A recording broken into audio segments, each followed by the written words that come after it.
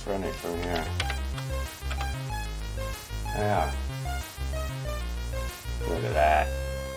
For a variation on the program, edit line 40 to read 40 print bullet. To make the S, hold the shift key down and hit the letter Q. Run the program and see what happens now. Because we left out the cursor control, each ball remains on the screen until erased by the ball moving right to left in the second part of the program.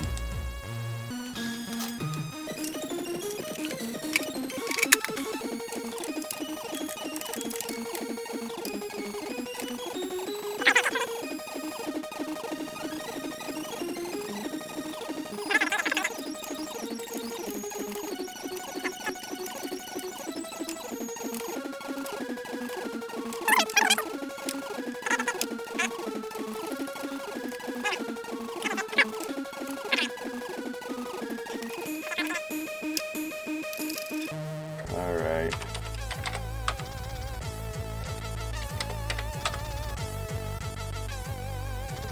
Yeah, that's pretty cool too, I guess.